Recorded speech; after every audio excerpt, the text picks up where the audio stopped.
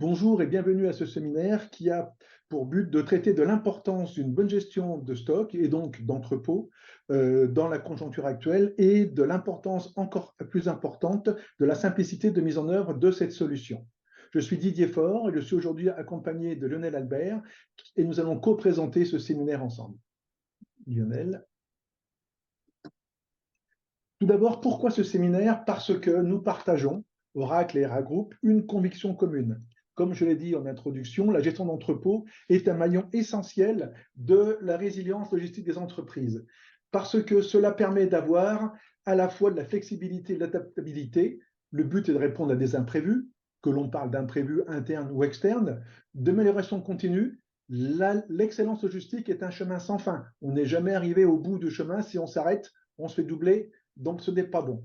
Et éprouvé, parce qu'il faut une solution qui ait montré sa capacité à répondre à des enjeux clients dans de nombreux cas, dans de nombreuses industries, d'où la nécessité d'avoir une solution reconnue sur le marché.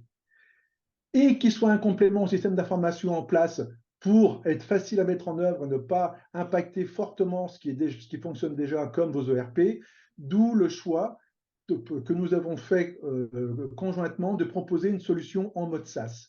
Pourquoi une solution en logique software as a service? Parce que c'est quelque chose qui est moderne, ça veut dire que ce sont généralement des solutions, et c'est le cas de celles dont on parle aujourd'hui, qui ont été développées récemment, qui embarquent toutes les meilleures approches en termes d'ergonomie, de facilité d'utilisation et de facilité à adopter, qui est un des critères également des solutions SaaS, de façon à ce que ce soit des projets courts, maîtrisés, rapides à mettre en œuvre et faciles à maîtriser en interne pour que vous puissiez vous-même les faire évoluer en fonction de vos besoins sans être pieds et poings liés avec votre intégrateur. Lionel. Notre approche conjointe est de considérer que pour être crédible sur le marché et apporter une solution à valeur ajoutée, il faut la combinaison entre une solution reconnue et connue sur le marché à travers la combinaison d'un acteur majeur du cloud d'entreprise qui est Oracle et sa solution Oracle WMS Cloud, qui a été développée dès le début pour ce mode de consommation, qui est éprouvé, on verra des clients tout à l'heure, et évolutive, point primordial également dans une logique d'évolutivité de la supply chain, car comme toutes les solutions SaaS développées par Oracle, tous les 3 mois, des évolutions sont mises à disposition et automatiquement appliquées, non forcément activées, mais appliquées. Je pense que Lionel reviendra dessus tout à l'heure, qui permet de toujours avoir des nouveautés que l'on va pouvoir exploiter pour faire évoluer la façon dont on utilise la solution et répondre à ses besoins, et de compléter ça avec le dispositif, avec un acteur local, un intégrateur local Eragroup, dans le cas qui nous concerne, la société dans laquelle je fais partie. Eragroup est un intégrateur francophone qui travaille depuis 1991 sur des solutions Oracle d'ERP et de supply chain, qui maîtrise tout à fait également les technologies Oracle et qui joue la relation à long terme avec ses clients en travaillant sur des métiers centrés sur les produits dans des logiques de distribution complexes comme le domaine de la pharma, des biens de grande consommation, de l'agroalimentaire, des grossistes et même de la GMS. Et donc, cette combinaison de connaissances et d'expertise produit, de connaissances métiers et de connaissances des besoins des entreprises font que nous pensons être à même de vous proposer aujourd'hui une solution, une approche globale qui fait sens pour répondre à ces enjeux de résilience de la supply chain, de modernisation également de réduction d'entrepôt. Lionel, si tu veux passer, nous expliquer la vision d'Oracle. Oui, merci Didier. Bonjour à tous. Avant de rentrer un peu un peu le détail de la solution, je voulais juste remettre en place les notions de contexte dans lequel on se trouve en ce moment. On a tous vu avec tout ce qui s'est passé ces dernières années que la supply chain est largement en train d'évoluer et de muter. Elle est soumise à des nouveaux enjeux que sont la digitalisation et des impératifs que sont aussi l'automatisation et le sujet le plus actuel et le plus chaud, si je peux dire, de ce moment, c'est la partie maîtrise de l'impact carbone ou tout moins d'avoir une supply chain qui soit durable, le plus durable possible. Tout ça, tout en respectant ce qu'une supply chain devait faire auparavant, c'est-à-dire livrer le bon produit au bon moment et au bon. Euh, on a vu et maintenant, en plus, la supply chain, avec les événements climatiques, va être mise sous stress de plus en plus. Hein. Typiquement, l'article que j'ai récupéré sur un trafic, des bouchons sur le canal de Panama à cause de la sécheresse. En fait, il y a moins de volume d'eau, donc font moins passer de bateaux en même temps, etc. Donc, ça contraint énormément nos supply chains qui sont globales. Et il y a aussi une révolution que la supply chain doit avoir, c'est la façon dont on emballe les produits. Tous les emballages doivent aussi évoluer. Et donc, ça fait évoluer la supply chain. Et c'est surtout, quand on va parler d'emballage, ça fait forcément évoluer la gestion d'entrepôt, puisqu'on va pas stocker de la même façon. Les automates vont être légèrement différents. Bon, il y a tout l'écosystème de l'entrepôt qui va évoluer, pardon. Et c'est pour ça que Didier et moi, on se disait que c'était le bon moment de faire ce séminaire sur la gestion d'entrepôt. Alors, si je vais un peu plus au niveau de la solution, euh, Oracle offre un portefeuille d'applications et d'infrastructures, d'applications SaaS et d'infrastructures cloud complet, qui couvre l'intégralité des besoins de gestion de l'entreprise, y compris un certain nombre de verticaux. Cette plateforme qui accueille nos applications SaaS, donc sur le cloud Oracle, là, est assez unique dans son genre, puisqu'Oracle maîtrise l'intégralité des couches technologiques de nos data centers. Comme le Didier l'a rapidement mentionné dans son introduction, qui dit ça, c'est dit des solutions qui sont nouvellement créées, donc modernes, et qu'on fait évoluer tous les trimestres. Et tous les trimestres, on vous apporte un lot de fonctionnalités que vous êtes à même soit d'utiliser, soit pas utiliser, c'est en fonction de vos besoins. Et donc si je fais un petit focus sur la supply chain, donc qui est la partie qui est centrale dans l'écran, si je vais me concentrer sur les applications qui sont logistiques, qu'on appelle logistique cloud, dans laquelle, bien sûr, on va trouver la partie de WMS, mais dans laquelle on va aussi trouver la partie du la gestion du commerce international, donc import-export et toutes les conditions qui sont associées, plus la notion du transport, tout ça agrémenté d'applications à base d'IA et machine learning, de façon à augmenter les capacités de gestion du transport, par exemple, pour mener celle-ci. Quand je dis gestion de transport, typiquement, l'IA nous permet d'avoir un ETA prédictif, donc une date d'arrivée prédictive des camions, par exemple. L'idée, c'est de pouvoir offrir à nos clients, quand ils utilisent une notion de suite, d'avoir une visibilité complète de bout en bout de la partie logistique et de pouvoir l'optimiser et l'orchestrer. Donc ça, c'était pour le schéma d'ensemble. Maintenant, si je descends un peu plus dans le détail au niveau du WMS, donc comme on vous l'a dit, c'est une application qui est récemment écrite, donc avec une interface et un design qui est moderne, de façon à ne pas perdre les générations qui sont habituées à des applications style tablette ou smartphone, donc avec une interface qui est très intuitive et très moderne, en intégrant bien évidemment tout ce qui est des reports, des tableaux de bord et de l'IA et du machine learning à l'intérieur. Ça, au jour d'aujourd'hui, il y en a un petit peu, et au fur et à mesure des évolutions, ça va s'augmenter. Quand on va parler de gestion d'entrepôt, il est très important aussi d'imaginer qu'un entrepôt, ben, il y a plein d'automates à l'intérieur de cet entrepôt. Et il faut pouvoir en faire en sorte que le WMS puisse faire fonctionner ces automates et fonctionne en symbiose complète. Donc ça, c'était la partie, c'est la partie WMS. Maintenant, si je regarde un WMS dans son détail, qu'est-ce que doit faire un WMS? Et donc là, c'est en l'occurrence le WMS Cloud Oracle. Il gère bien évidemment les flux entrants et les flux sortants, ça c'est important. Il va gérer toutes les opérations de stock, c'est-à-dire de passer. Donc quand je parle d'opération de stock, c'est qu'on va dépoter un camion, on va dépoter des palettes, on va ranger les produits dans des allées, dans des racks, etc. On va éventuellement les déplacer pour les mettre sur une aire d'emballage pour pouvoir après les repalettiser et remettre dans un camion ou les envoyer par exemple en pied de ligne dans une usine. Euh, Ça va gérer bien évidemment donc les flux sortants de ce qui va se passer dans l'entrepôt, avec toutes les notions de bah, je reçois, j'inspecte, je mets au rebut ou je mets en contrôle, etc.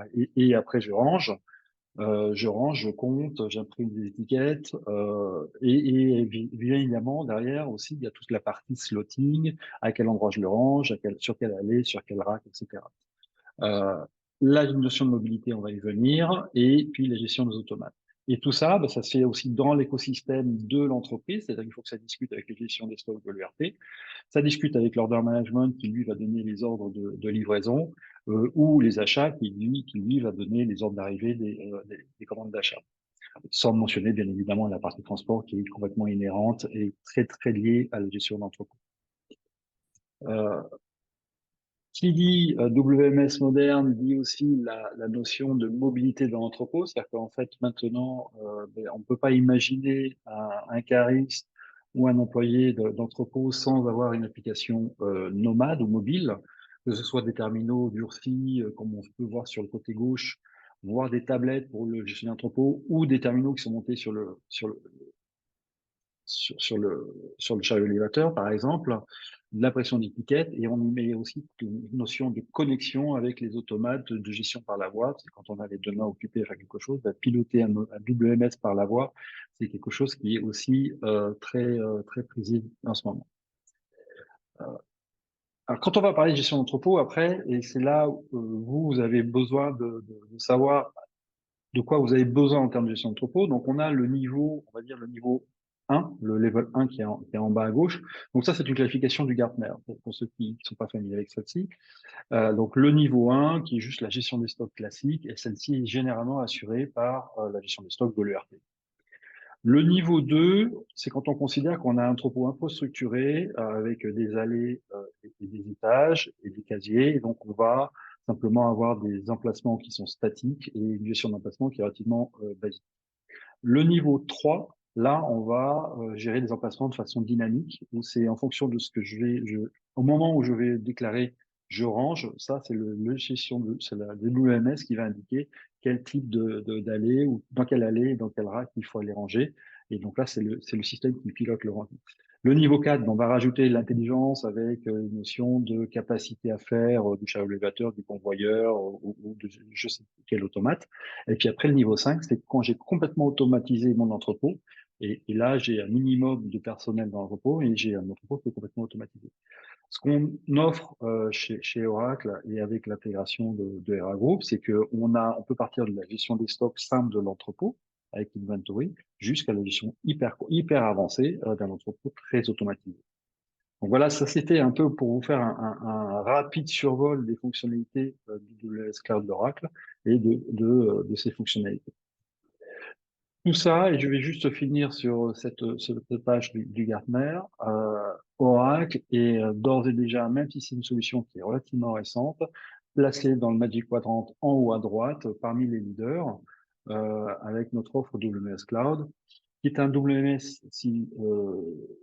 tel qu'il est marqué par le, par le Gartner, avec une croissance annuelle qui est juste exceptionnelle. On a une très grande pénétration du marché sur notre WMS Cloud. Donc, si vous devez résumer un petit peu, l'offre, c'est que Oracle WMS Cloud propose des capacités fonctionnelles de premier ordre et qui sont nécessaires à toutes les entreprises. On va y venir avec Didier et Hera tout à l'heure. Le déploiement se fait rapidement, c'est-à-dire qu'on ne va pas parler de mois, mais on va parler de semaines. Ça permet d'avoir cette vue complète et unifiée du stock. Si je mets des stocks sur plusieurs emplacements physiques, je peux les piloter avec le même WMS. Donc, j'ai une vue croissante de mes stocks. Et la solution, comme elle est en mode SaaS, elle est en permanence disponible. C'est-à-dire que nous offrons un zéro downtime sur notre offre de SaaS et elle est toujours à jour puisque c'est du SaaS et on fait ces updates réguliers tous les trimestres qui nous permettent d'avoir une solution en permanence à jour. Donc, vous évitez cette dette technologique qui consiste à dire, bah là, il faut que ça fait 10 ans, il faut que je remplace mon WMS, etc. Et bien sûr, qui dit ça, c'est d'être dit une solution évolutive qui suit votre croissance. Donc ça, c'était pour la présentation de notre offre de WS Cloud. Et là, je vais rendre la parole à Didier pour la suite de ce séminaire. Merci Lionel. Alors, on va rentrer dans des éléments un peu plus, je dirais, pas complexes, mais qui reprennent un petit peu plus la logique de l'intégration d'un WMS dans une entreprise.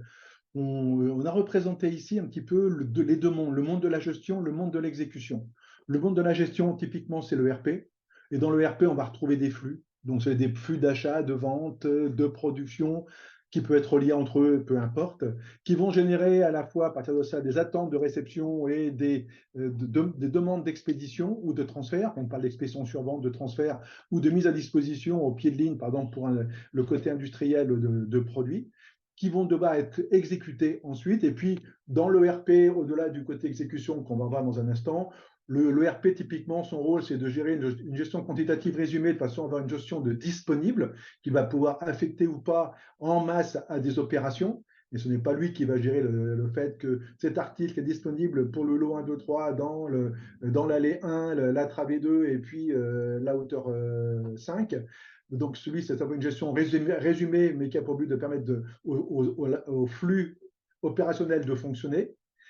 La valorisation des transactions de stock, c'est un point important. L'entrepôt, lui, va gérer en physique, va gérer des quantités. Le fait que le produit ou la transaction revienne à temps, c'est pas trop son problème, mais c'est partie inhérente du besoin d'entreprise et c'est l'ERP qui le traite, ainsi que des éléments hauts tels que la généalogie des produits, est-ce qu'on travaille sur des produits complexes gérés par l'eau. Là, je reviens sur l'exemple de la pharma ou éventuellement de l'agroalimentaire, on a besoin de gérer des rappels. Mais tout ceci, c'est des fonctions de l'ERP, ce n'est pas l'entrepôt qui va traiter, ainsi que l'analyse des performances. Donc, ça veut dire qu'on a bien deux mondes, le monde de la gestion et le monde de l'exécution.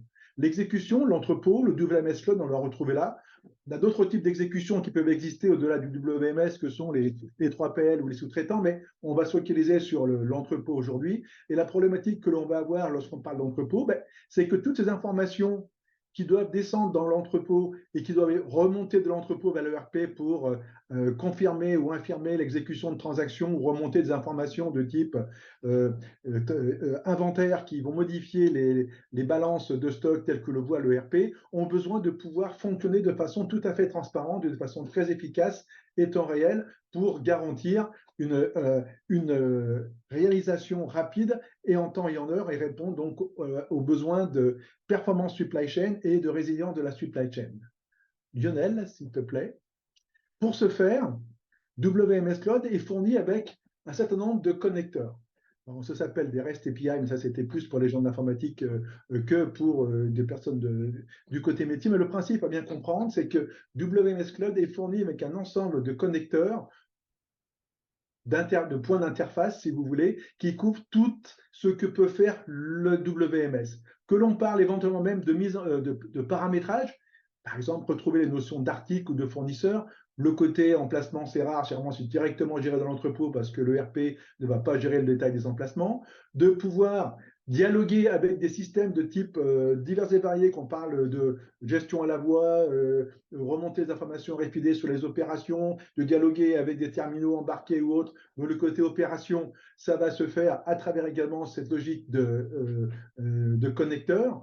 La même chose pour les connexions, on verra peut-être quelques exemples après pour l'automatisation de l'entrepôt. Et puis, ce qui nous concerne le plus dans le cas de la relation avec l'ERP, tout ce qui est le transactionnel.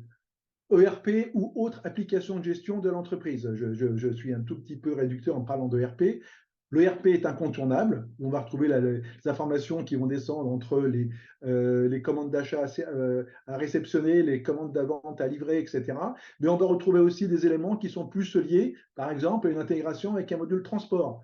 Si c'est celui d'Oracle, c'est déjà pré-intégré, la question ne se pose pas, c'est transparent, mais également de pouvoir relier l'entrepôt avec la logique de transport pour le côté récupérer au plus vite les expéditions en réception ou signaler en sortie l'expédition qui est faite pour que le transport puisse exécuter le transport une fois que le camion est plein. Enfin, tout ce genre d'éléments-là sont des choses qui se permettent de pouvoir intégrer complètement la solution WMS Cloud dans un paysage informatique déjà en place et de se limiter à développer les bonnes intégrations nécessaires. Et ces intégrations se font sur une logique de standard qu'on appelle les API de type REST, qui fait que n'importe quel système digne de ce nom sait aujourd'hui les utiliser, soit pour les appeler, soit pour en récupérer des informations, qui fait qu'on n'est pas du tout attaché à une technologie à une autre. REST API veut dire standard et ouverture. Lionel, s'il te plaît. Exemple de ce qu'on peut imaginer avec WMS Cloud dans ce qu'on parle d'automatisation d'ateliers ou d'entrepôt, de plutôt sur l'entrepôt là, c'est de pouvoir communiquer avec tout type de matériel qui soit dedans. Que l'on parle de convoyeurs, que l'on parle d'ASR, donc d'entrepôt automatisé pour une partie peut-être de l'activité, que l'on parle d'AGV, donc de logique de robots de transport à proprement parler, ou des robots plus avancés, des drones, des paletisiers, des balances de pesée ou des ponts de tri. Tout ceci fait partie des technologies que l'on peut facilement connecter avec le WMS Cloud de façon à pouvoir tirer parti de tout ce que vous avez comme équipement aujourd'hui ou des équipements que vous voulez mettre en place demain, le WMS Cloud devenant du coup un facilitateur d'intégration de nouvelles technologies ou de technologies d'automatisation dans votre entrepôt.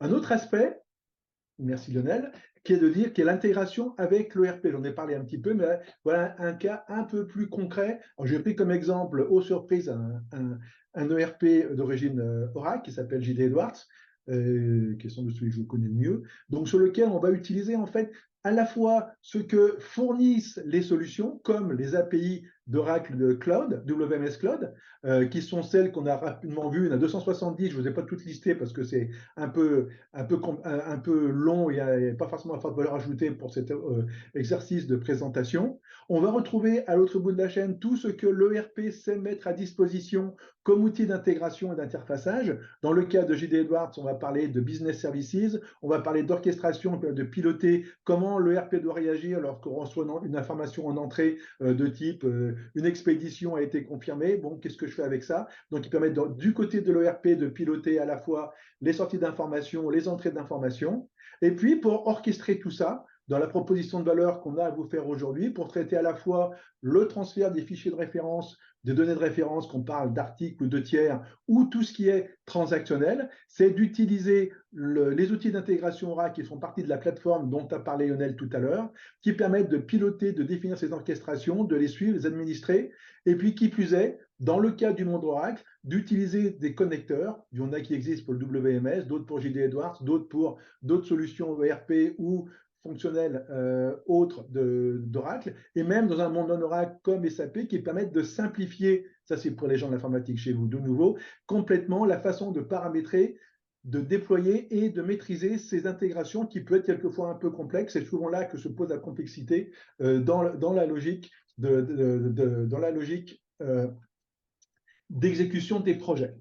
Sur le côté projet pur et dur, tout ce que je vais reprendre ce que j'ai dit tout à l'heure en introduction, avant de passer la parole à Lionel pour revoir quelques exemples clients, qui est de dire on est sur une approche SaaS. L'approche SaaS veut dire qu'on est dans une logique avant tout d'adoption de solutions. Donc, on verra en conclusion ce que ça veut dire pour ce qu'on pourrait imaginer ensemble, mais qui est de dire l'objectif d'avoir des projets courts, on va parler de semaines et non pas de mois. Je crois qu'on a quelques exemples clients qui sont sur cette optique-là dans ce qu'on va voir dans quelques instants.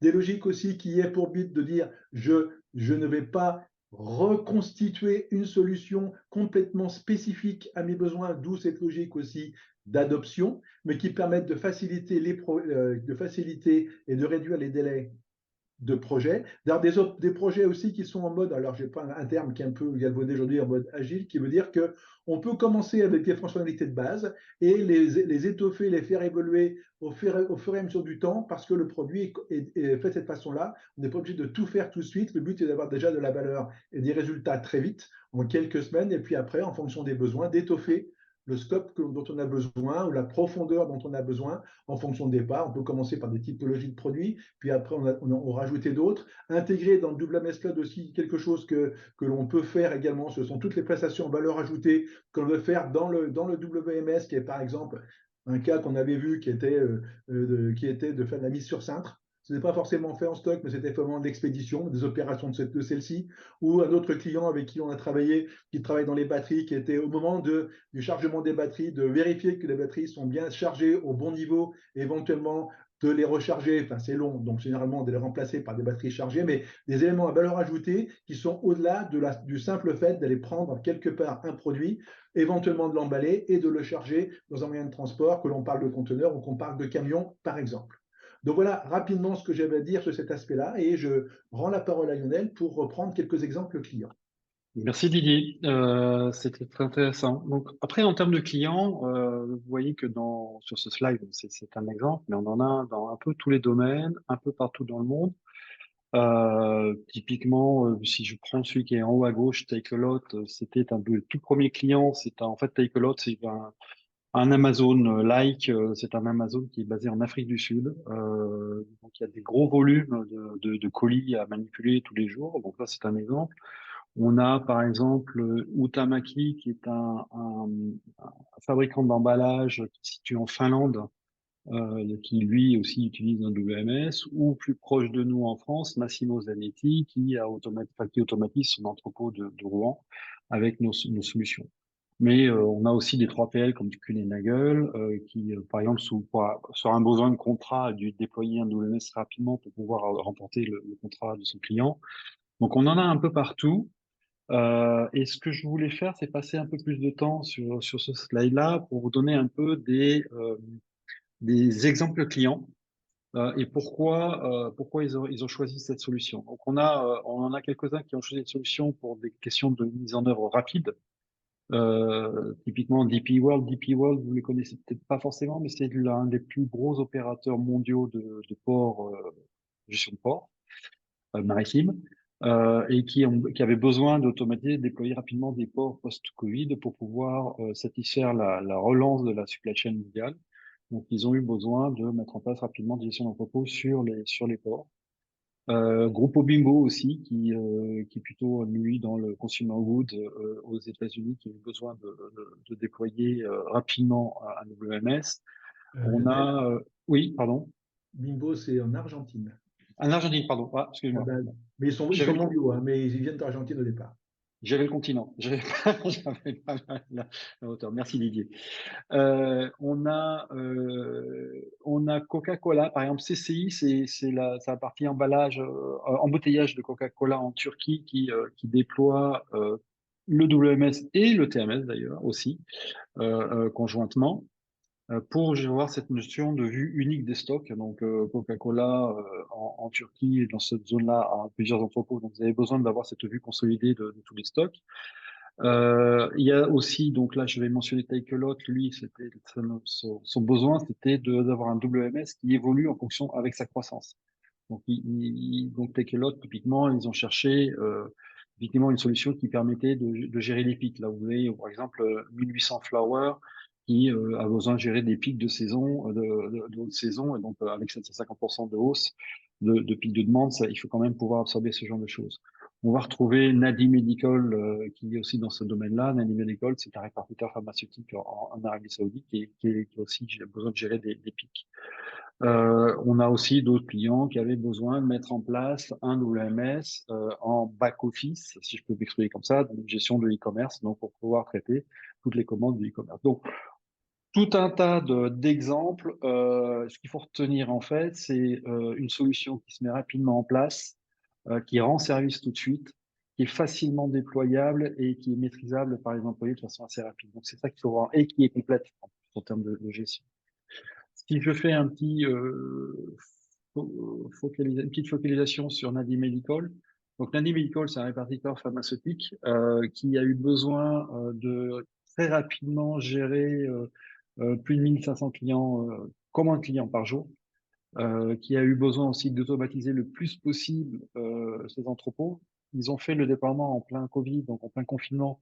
Donc ils ont mis aussi très rapidement mis en place le plus d'automates possible de façon à pouvoir automatiser l'entrepôt et d'avoir une vue complète et comment dire certaine de la supply chain, de sa chaîne d'approvisionnement, notamment dans la partie médicaments, c'est assez important. Donc, pour la petite histoire, Nadi Medical, ils ont déployé effectivement WMS avec le TMS parce qu'ils avaient besoin aussi en même temps de gérer et d'optimiser leur transport de camions. Donc voilà ce que je voulais vous dire sur les quelques exemples clients. Donc, ce qu'il faut retenir, c'est que ça s'adresse à plein d'industries différentes. Et là, je vais rendre la main à Didier sur la suite. Merci Lionel. Et juste pour terminer, c'est une chose que vous avez peut-être remarqué sur un certain nombre d'exemples qui ont été cités. Très souvent, le WMS est utilisé et on voit assez rapidement les clients qui étendent sur le côté transport, qui est l'autre composant important de l'exécution logistique de la supply chain. Et le fait d'avoir des solutions qui communiquent et qui travaillent très bien entre elles est aussi un gage de rapidité, fiabilité, résilience également de la supply chain autour de ces éléments-là. Mais pour l'instant, nous sommes sur le WMS.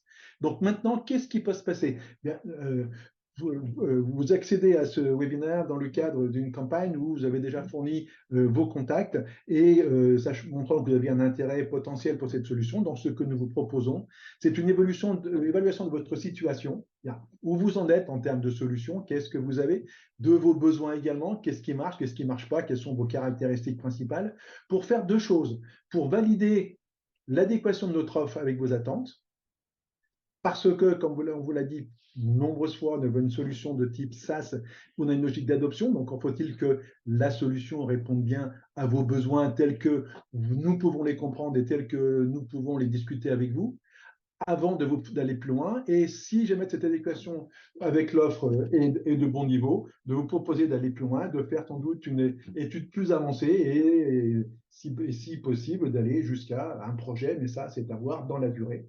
Et donc, pour ce faire, vu que nous avons vos contacts, nous reprendrons contact avec vous afin de planifier cette étude. Cette étude commençant généralement par une simple conversation téléphonique, je dirais d'au maximum 1 heure, et en fonction de ce qui se passe dans cette conversation, on verra s'il y a lieu d'aller plus loin et donc de lancer une étude beaucoup plus détaillée et approfondie de façon à ce que l'on sache chacun ce qui peut se passer entre ce que vous avez, vos besoins, et ce que nous pouvons vous proposer.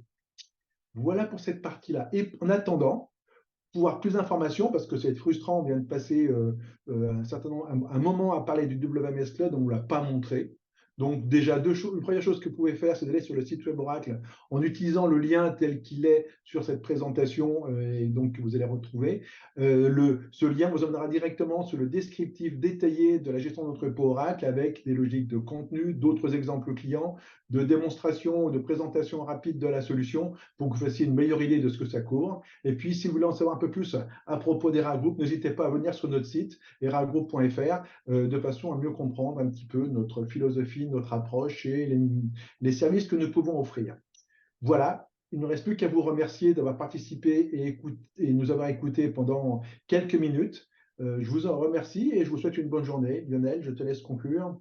Oui, merci à vous et puis à très bientôt avec plus de détails sur notre WMS. Je vous remercie.